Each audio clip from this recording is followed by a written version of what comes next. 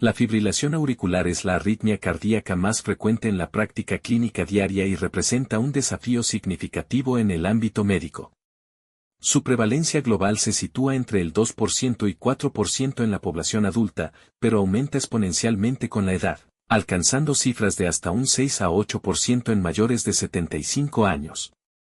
Este incremento se debe principalmente a los cambios estructurales y eléctricos del miocardio auricular que ocurren con el envejecimiento. Desde el punto de vista fisiopatológico, la fibrilación auricular es una taquiarritmia supraventricular en la que la aurícula se activa de forma desorganizada y descoordinada, lo que impide una contracción auricular efectiva. Esto ocurre cuando el marcapasos fisiológico del nodo sinusal pierde su control sobre la actividad eléctrica auricular, permitiendo que múltiples focos ectópicos y circuitos de reentrada generen impulsos eléctricos desordenados. En el electrocardiograma, esta arritmia se caracteriza por tres hallazgos fundamentales. Primero, una activación auricular irregular, donde no se observa un patrón organizado de despolarización auricular. Segundo, la ausencia de ondas P, que normalmente representan la despolarización auricular coordinada. Y tercero, intervalos RR irregulares, producto de la conducción aleatoria de los impulsos a través del nodo auriculoventricular. El impacto clínico de la fibrilación auricular es considerable. Se asocia de forma independiente con un aumento en el riesgo de mortalidad y múltiples morbilidades, entre las que destacan el accidente cerebrovascular, la insuficiencia cardíaca, el deterioro cognitivo y la demencia vascular.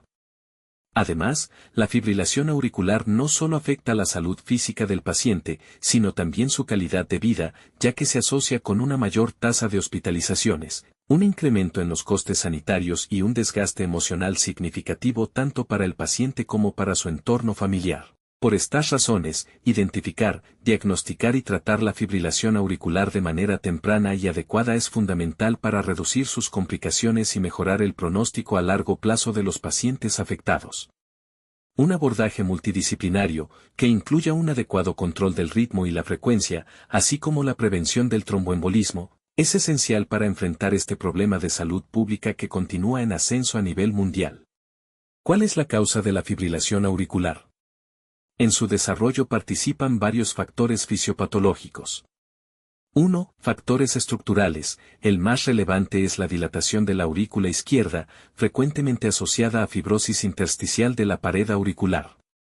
Estos cambios estructurales modifican la transmisión normal del impulso eléctrico, favoreciendo la desorganización de la actividad auricular. 2. Factores electrofisiológicos son una consecuencia directa de los cambios estructurales. La alteración en la arquitectura auricular afecta la conducción eléctrica y facilita el desarrollo de circuitos anómalos de reentrada.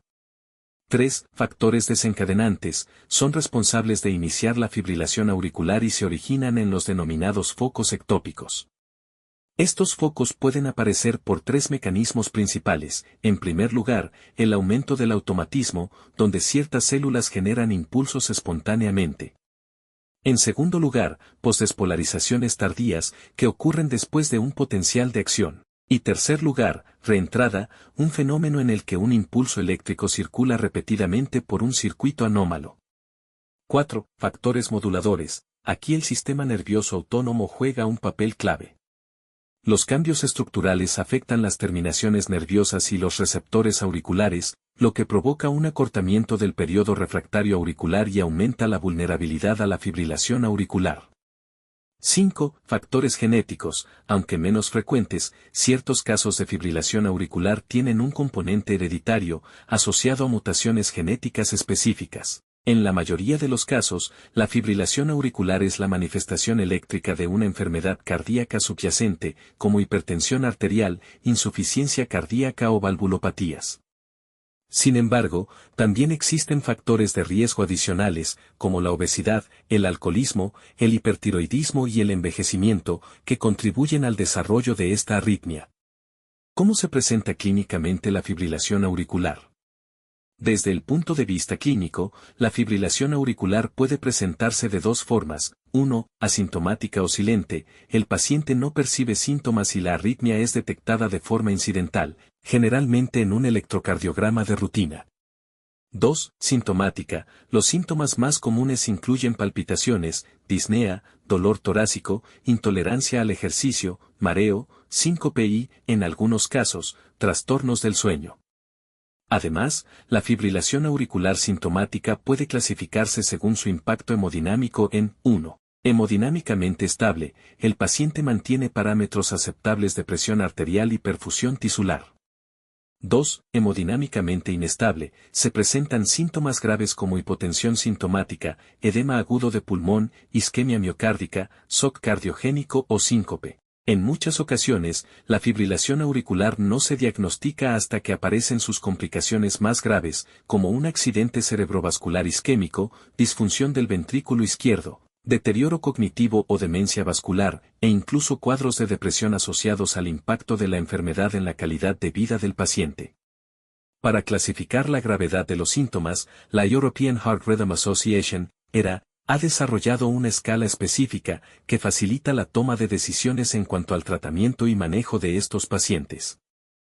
La fibrilación auricular puede clasificarse en 3 formas principales: paroxística, persistente y permanente, y es fundamental comprenderlas bien para el ENARM.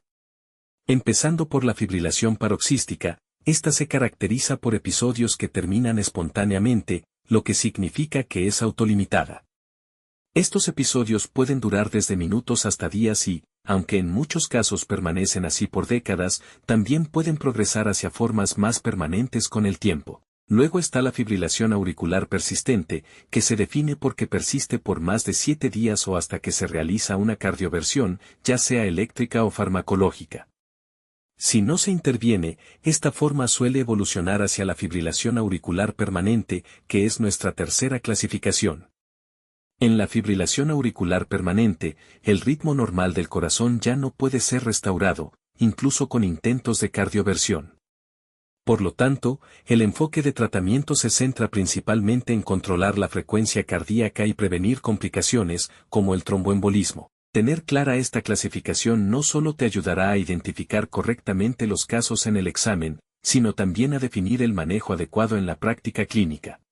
Una vez diagnosticada la fibrilación auricular, uno de los pasos más importantes es la estratificación del riesgo trombótico y hemorrágico del paciente.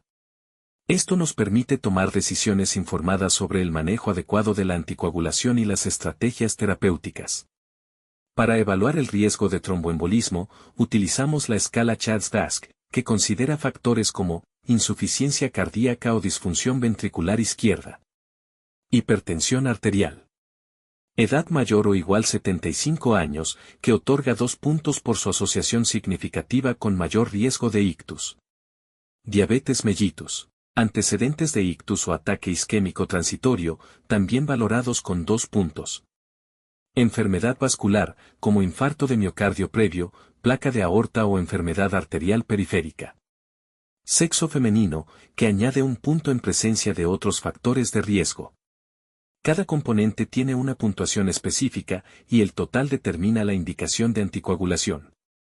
Por ejemplo, en hombres con un puntaje de 1 y mujeres con 2, se considera la anticoagulación si no hay contraindicaciones. Sin embargo, cuando el riesgo trombótico es más alto, la indicación se vuelve clara y prioritaria. Por otro lado, es fundamental evaluar el riesgo de hemorragia antes de iniciar la anticoagulación, para lo cual utilizamos la escala Hasblad.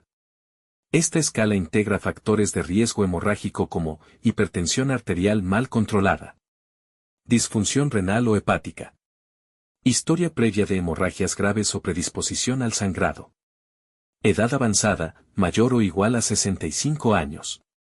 Uso concomitante de fármacos que aumenten el riesgo de hemorragia, como antiinflamatorios no esteroideos o antitrombóticos. Consumo excesivo de alcohol. Es importante recordar que una puntuación alta en la escala Hasblad no contraindica automáticamente el uso de anticoagulantes. En muchos casos, el beneficio de prevenir eventos tromboembólicos supera al riesgo de hemorragias.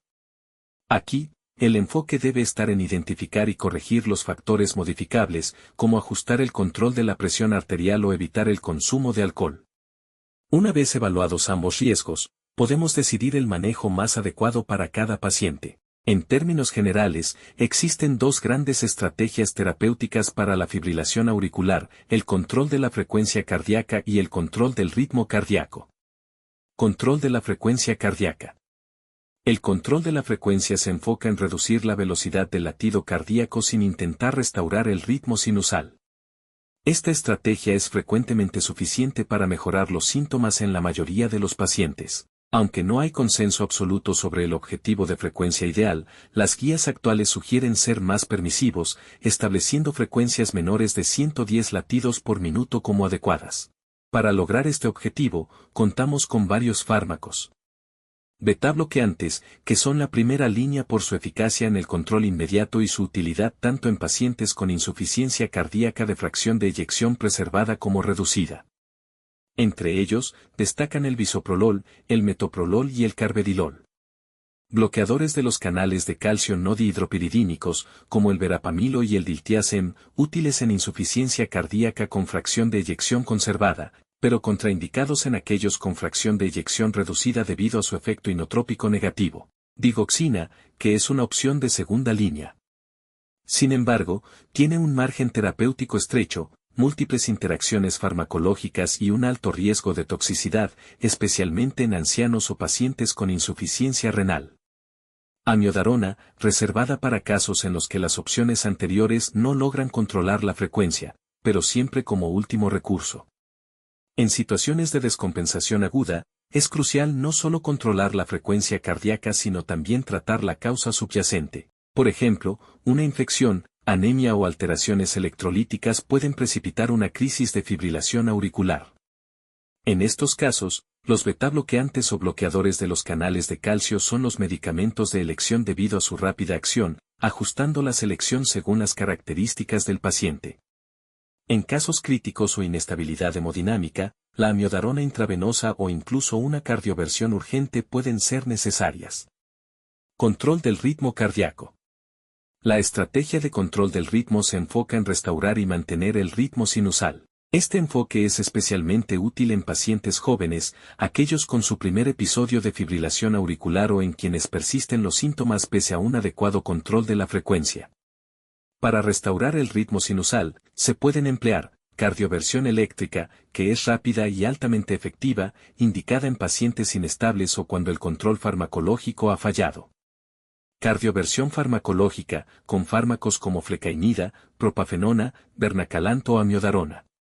Es una opción para pacientes estables y puede restablecer el ritmo sinusal en hasta el 50% de los casos. Ablación con catéter, que consiste en aislar las venas pulmonares mediante radiofrecuencia o crioablación.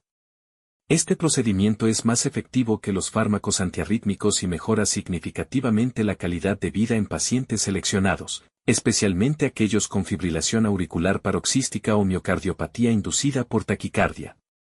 Es importante considerar que, en cualquier estrategia que busque restaurar el ritmo sinusal, debe garantizarse una adecuada anticoagulación previa y posterior para prevenir eventos tromboembólicos.